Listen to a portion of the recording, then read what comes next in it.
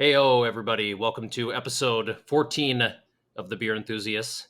We have a very special one that, surprisingly, I haven't ever tried it yet. This is Brooklyn Black Chocolate Stout, Imperial Stout from one of just the most well-known breweries in the country because lots of people know who Garrett Oliver is, so one of the greatest beer folks in the world.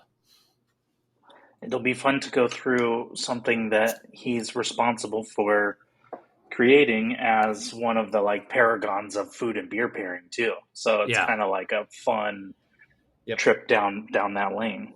I like Yeah. that. And this is Absolutely.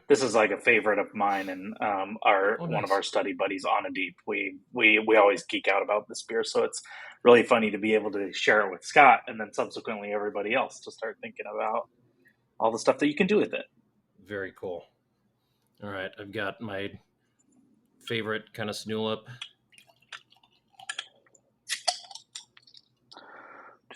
Yeah, I'm gonna do Snifter.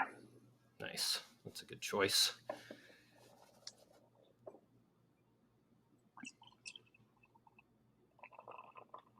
Jeez. Alrighty. All right. Not too much to speak of in terms of recipe for this one from Brooklyn. 10% ABV. They mention roasted malts in some of the description. In some other sources, it seems to be around in like the 50 IBU range, but again, that's just from other sources that claim to have that statistic, but that's not from the Brooklyn website or anything. But for a big imperial stout like this, roasted malt's definitely going to be a part of it. Probably some sort of pale malt base, chocolate malts, roasted malts, caramel/crystal malts. So just a lot of specialty malts, kind of rounding out any sort of flavor profile you're trying to get.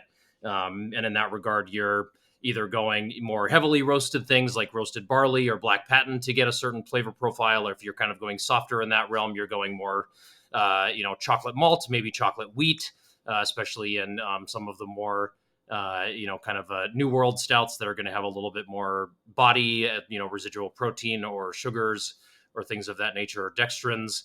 And then, of course, choices in, caramel malt when you're going to, things as low as 30, 40 at Lovabond to things as high as 120. You're getting a spectrum of different flavors there, all the way from things like toffee and caramel to, in those darker ones, maybe things that are more like darker fruits like figs, raisins, or prunes. And maybe to boost, I mean, this is a 10% ABV, beer, so you're going to either want all malt or you're going to need to maybe add some sugars in there if you want to boost it up, or if you just have a really maybe highly attenuative yeast or something like that. Lots of different choices that the brewer can make in a recipe like this. Yeah, and I think the kind of most interesting thing to note, and the thing that I just really like about it is, despite being called black chocolate stout, there's no Mm, chocolate harmed in the making of this beer.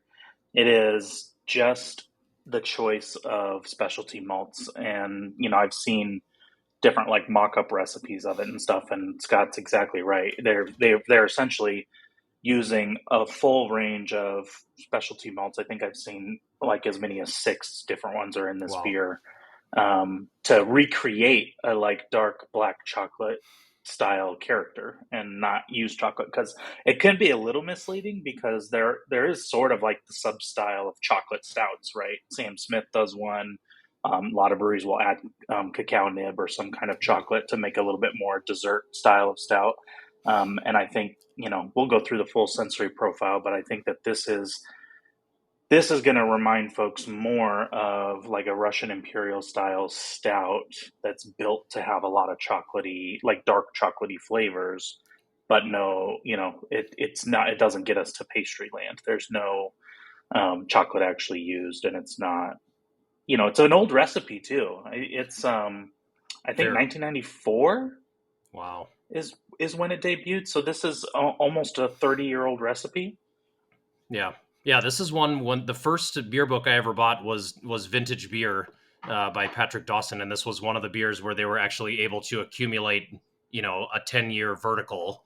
That's Mm, that's how long these things like this, things like the Deschutes Black Butte Anniversary Porter, of course, like all of the barley wines like J.W. Lee's and Thomas Hardy, and any kind of goose. Like there's those all have storied and long histories, but yeah, this was, I think, the lone imperial stout that they were able to gather this many vintages of, because just a lot of them haven't been around all that long. That's funny. Yeah, that makes a lot of sense. And this one maybe gets a little forgotten.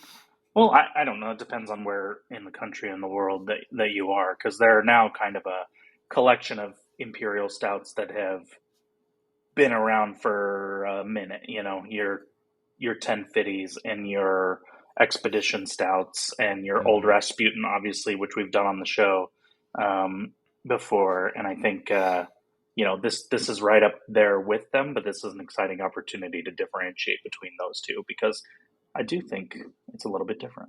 Yeah, absolutely. You all saw Chris pour that beer. I mean, this is like very, very close to, I mean, just like the darkest, black possible.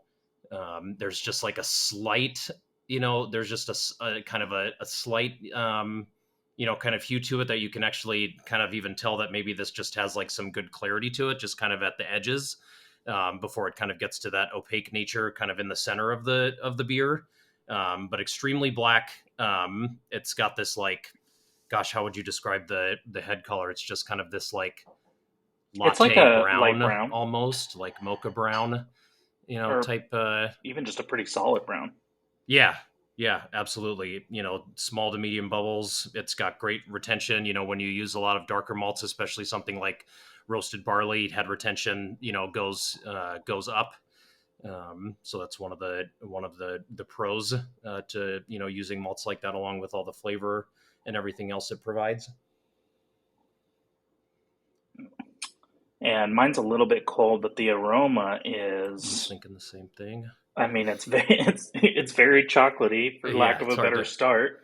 It's kind of, it smells like it borders on that. It's kind of a dark but not too dark of a chocolate. And Hmm. then I think I also get some whiffs of light caramel, some toast as well. It's Yeah. vaguely fruity. That, like, you can tell there's a little Hmm. bit of fermentation character, but it's not like a super jammy like an English imperial stout can be, with that like big apple or plum character. It's just more like maybe a little bit suggestive of cherry or plum. Yeah.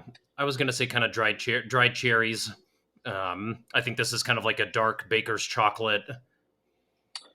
I Yeah, really baker's like chocolate's the a good. I think with the caramel note, it's kind of in that like, it's not kind of that like fresh like caramel like hot off the pan. It's kind of like it's more of like a brittle of some kind, because there is kind of this slight, like you said, there's kind of this like heavily toasted bread crust that also kind of leans into kind of this like heavily like charred like nuttiness, almost like a heavily roasted like unsalted peanut. Yeah, and there's no what immediately distinguishes this on the aroma to me from like an old Rasputin is I don't smell any American hop character. Like there's no pininess, Yeah. there I don't really get like any orangey or grapefruity type of character. Um, it's maybe a little bit woody, in the aroma, but even that's tough to say if I'm smelling that Hmm. or kind of some impression of roasted malt character. Yeah, I think that impression goes up once you get to the palate, especially into the finish, when you get kind of that, bitter, dry, dry finish. It does kind of lend itself to thinking, oh, does this kind of have this woody kind of woodiness to it? But again, I think you're on the right track. One thing we're always trying to watch with ourselves is what are we getting and what are we maybe perceiving.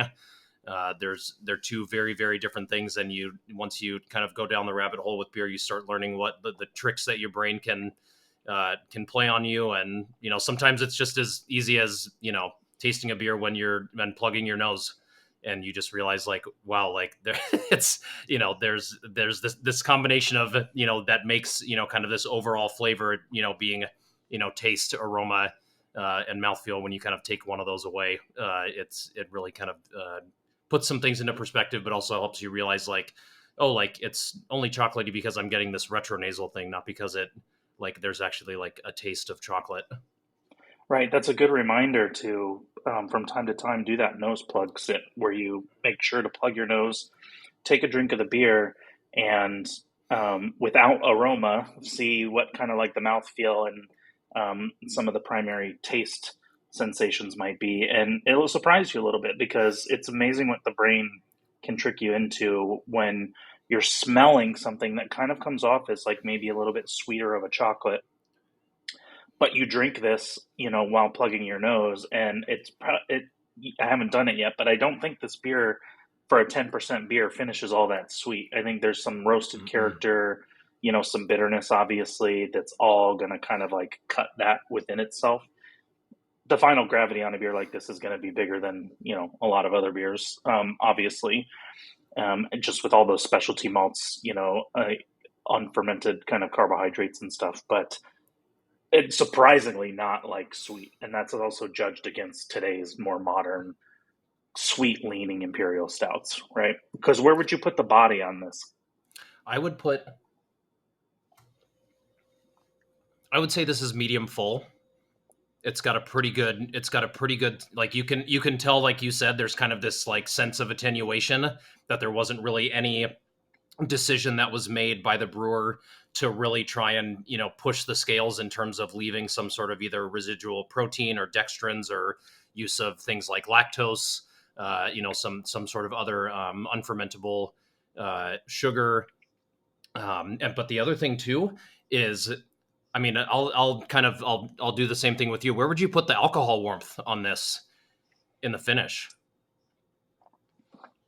I think that the what's funny, this is another like psychological trick, Mm.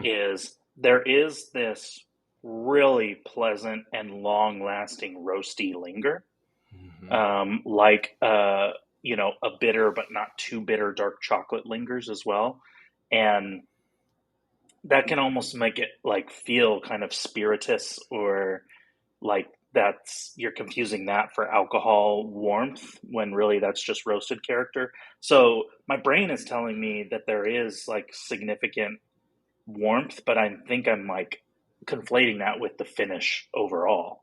And the alcohol flavor and warmth by itself is, it's on the higher side of medium, but it's not like, this isn't one of those beers that you drink to me and you feel like you have like a really high ethanol flavor to it, just because there's so much else going on. So yeah, I think the warmth is there, but it's not quite like a full super high Kentucky hug.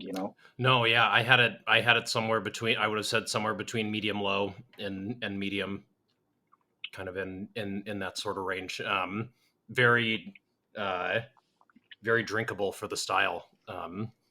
Especially with the dry finish, with the kind of, and but it also, you're right though, there is this really nice lingering that I would usually expect from something that has a higher alcohol warmth. When you usually associate with a long finish and alcohol warmth, you think of like the warming, like chest feeling, that you Hmm. get. You can almost feel the warmth going all the way, down into your stomach. And but it has that. You're right. It has that lingering finish, but it's not. But it's not as warm as I think I would be, as I would be used to. It's very unique. Yeah, I think that it's important to know, at least for me, that this kind of situates itself in the middle of a lot of English and American imperial stout style influences, I think. So something that we don't have here, which we alluded to on the aroma, is big American hop character. If they use American hops in this, it's for a little bit of bittering, or maybe it's like an American noble adjacent hop. Mm. And I think I've read before that they also use some Fuggles in here. So there are English influences Oh, in the interesting. beer, Nice. um, but it doesn't have that like ridiculously high English style fermentation character. It's not clean by any means. There's Mm. definitely, you can drink this and tell that it's not a Baltic porter, for example. It's not intended for fermentation character to be completely absent. So there is some there, but it's not. I wouldn't call it like English inspired fermentation character from the get go. And so it's almost like the in between zone from a cleaner American style imperial stout with a little bit older school Russian style imperial stout with English imperial stout influences. So, if you were going to like pinpoint this on a diagram of types of imperial stouts, feels like it'd be right in the middle to me.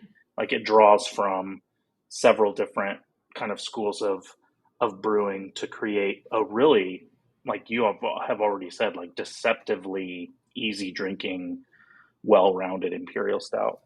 I think that is the perfect way to, if we were to not there are some folks who maybe wouldn't want this to, but if we had to categorize it, I think you hit the bullseye with that, just taking a little bit of everything. And this is just one of those things where it's like I'm not really sure how certain beers differentiate from one another in this way, even though they're similar beers with potentially similar ingredients, but somehow there's just a melding that is happening with all of these. Whereas with other things, especially things like pastry stouts, where there are these really strong additions, and so you can taste each thing sort of individually.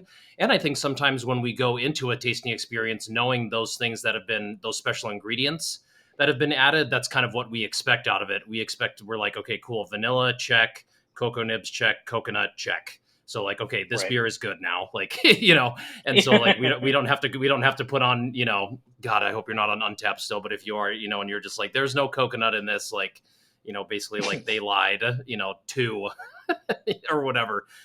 I think there's just something to be said where, and we've done this now with certain beers that we're trying to discern between that we're struggling with during blind tasting, that there are just certain flavors that they both share, but somehow one seems to stick out as if it's been spiked with that particular flavor, whereas the other one it seems to meld with the others and create something that's greater than the sum of their parts. And again, not really sure why one beer or one style does that over another, but needless to say, they've done it here, in my opinion.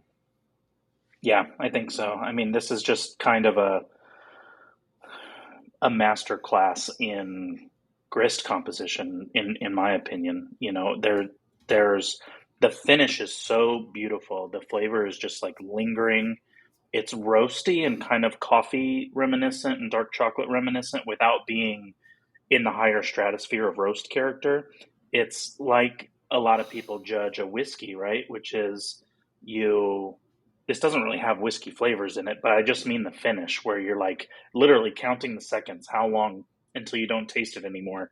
And I haven't taken a sip in a while and I still taste this beer, but it doesn't feel like having a spoonful of coffee grounds type roastiness. You know what I mean? It's a Mm-hmm. very pleasant, well constructed, keep using the term well rounded type of linger. And I think that'd be interesting with food pairing too, because you know we've taken we didn't make the beer. Brooklyn Brewing has taken the foot off the gas of some aspects of the stout in this. The American hopping.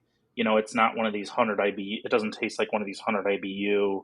Um, and in fact, just to do the direct comparison real quickly, Old Rasputin's a percent ABV lower than this, and that beer tastes more intense than this beer to me.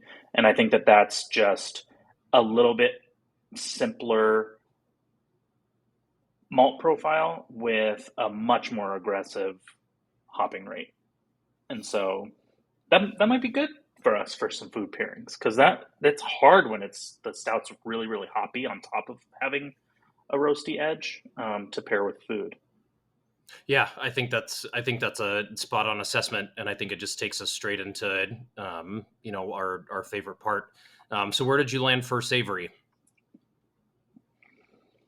I'm taking a risk because I have an idea and I hope it's intense enough.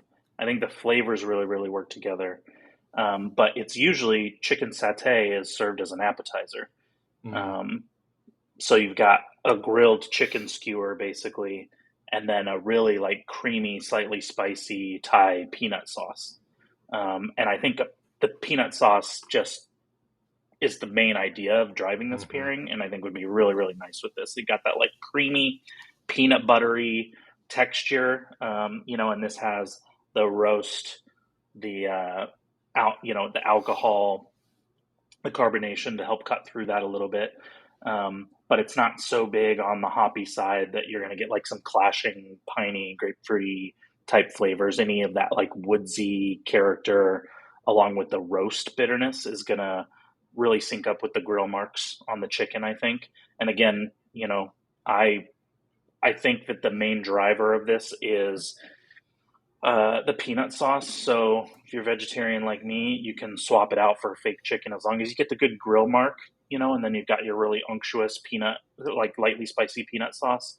You don't want to go too spicy because even though this beer drinks much more smoothly than its ABV might suggest, that is going to accentuate capsaicin Mm. type heat. And so will the roastiness. So keep the peanut sauce not too spicy unless you really like to light up your life, as it were. And taking it out of appetizer realm because we just need it to be a little bit more substantial. We're just going to do the chicken satay or fake chicken satay peanut sauce rice bowl. So I'm going to get some really kind of nutty toasty brown rice at the bottom of that, and then you can dress it with some green onion or some chive, something to kind of get like a little bit of a fresh green character to it as well. But really just taking chicken satay appetizer, turning it into kind of a rice bowl. And I think that brown rice is going to have a lot of affinity with, that really unique malt composition as well. Yeah, I like things like either, brown rice or bread components or, other kind of starch components that, because obviously the main focus and a lot of the things we're going to be looking at first is like, how are we going to play with the coffee notes, the chocolate notes, the roast. But when you want to create, you kind of want to create a bridge there, but then you don't want to just keep creating chocolate and roast bridges. And so you kind of just have to remember that the base malt is there too. And I think that's just a great reminder. That's just kind of another way to just add another link into the pairing. That's going to give you a lot of leeway, like we've said before on this channel, to make interesting and maybe somewhat, like you said, kind of, riskier decisions, knowing that it's not just you're just hoping that the capsaicin's not too bad, and then we're just gonna we're just gonna hold on for dear life. Like it's always good to have some fallback. So I think that's a great idea. I've got to give some context for my first one because Chris and I recently got to go to the Magic Castle in Hollywood earlier or this past weekend, and obviously when you go to the Magic Castle, one of the things you're required to do dinner. They have a dress code.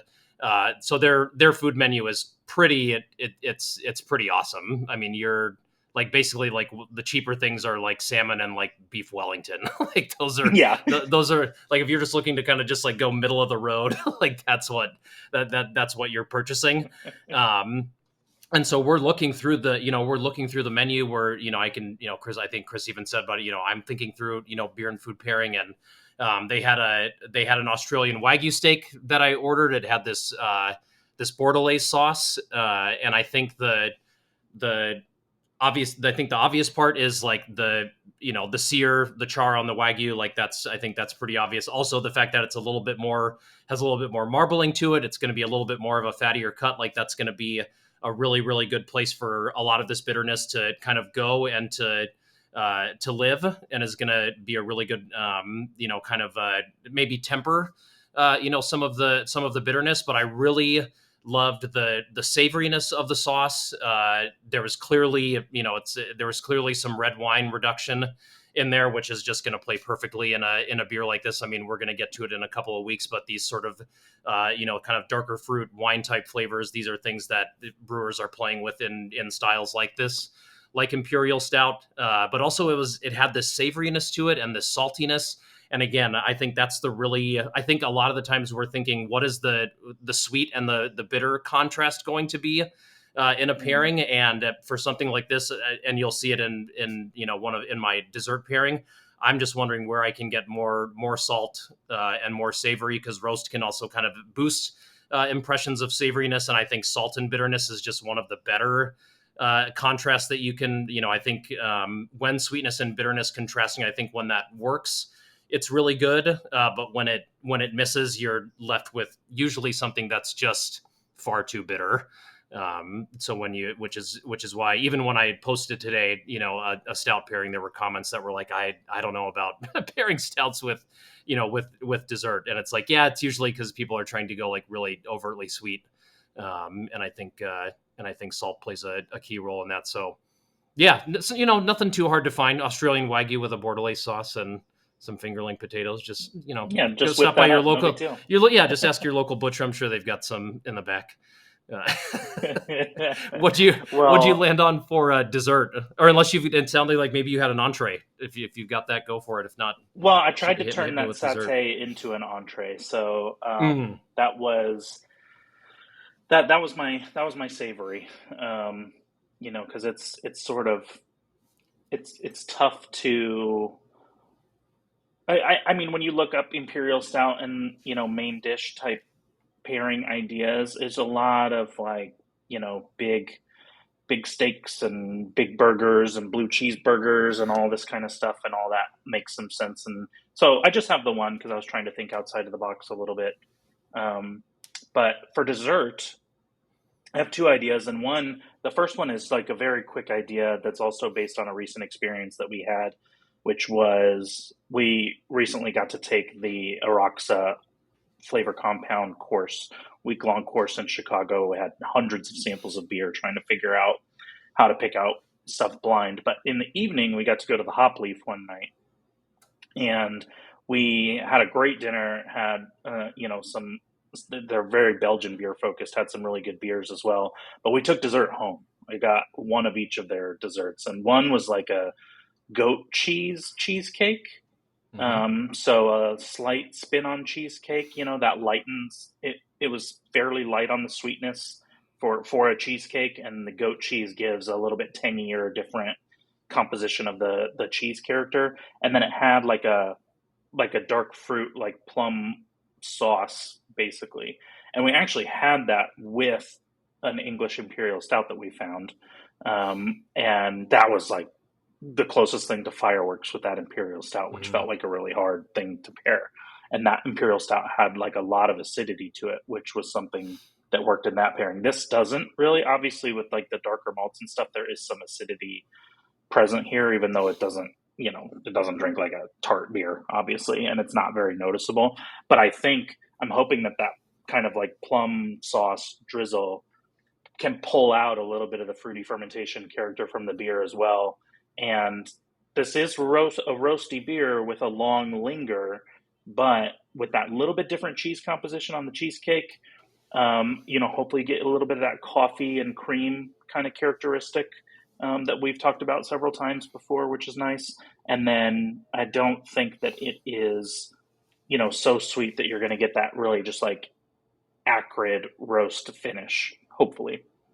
Um, so that's based on an experience that we already had that and you have to sort of base some of it on experience, right? We can theorize about different recipes all day, and even though I haven't had this beer with that cheesecake, I have, you know, had that cheesecake. So you can put the pieces together a little bit instead of just starting from scratch with a recipe too. But the other idea that I had was I wanted to make ice cream with this.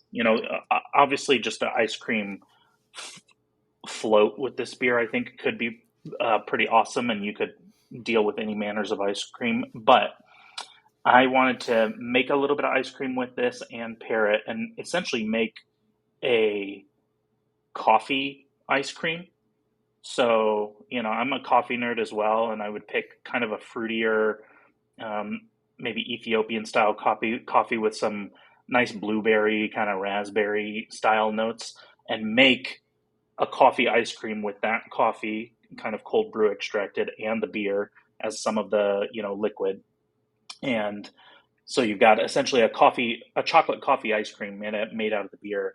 And I want to keep the peanut butter thread and put like peanut butter ribbons, um, in that ice cream, and then pair it with the beer too. So you got the beer in the ice cream, and you've got it alongside. And I chose peanut for both the savory and the sweet because I think, I mean, nuttiness is going to be really fun here. Yeah. There's not a particularly nutty base to it, despite the complex malt character. Like it doesn't taste like cashew, hazelnut, peanut all that much. It's really more of a broad range of toast, roast, and chocolate character.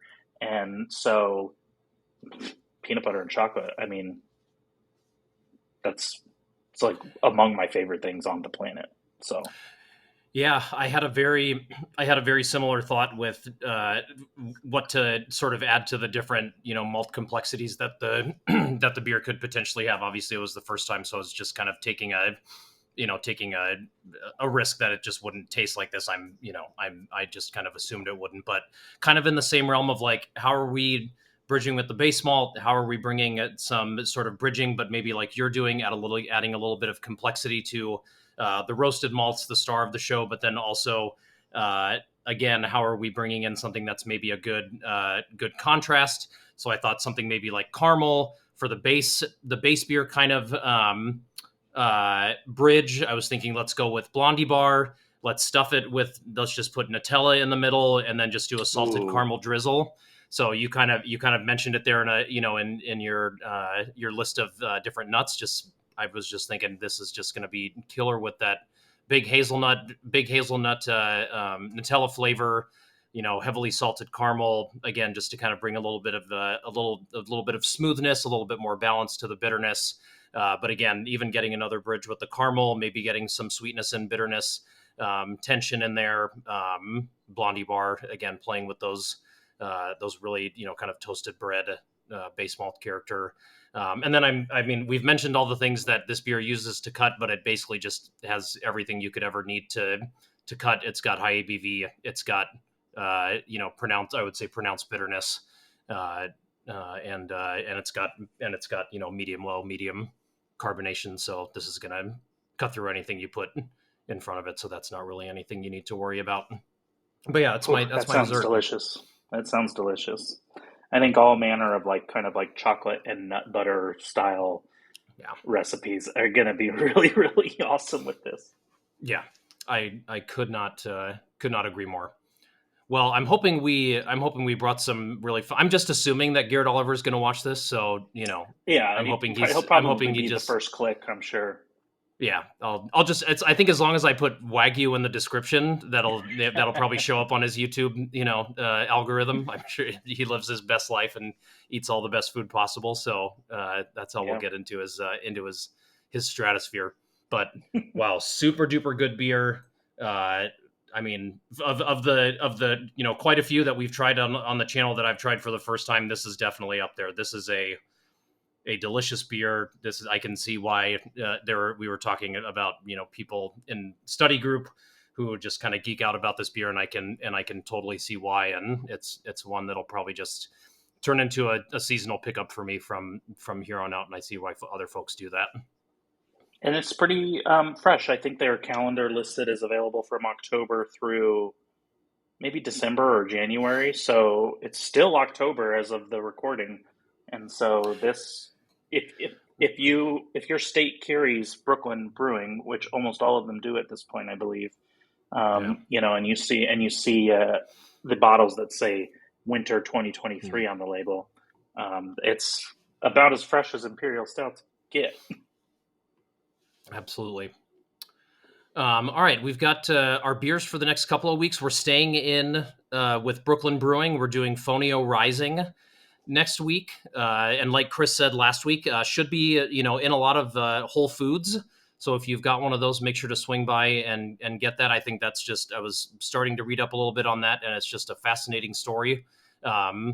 Brooklyn already has great beer. Throw a good story behind it, and you're just taking it to into the stratosphere, another level.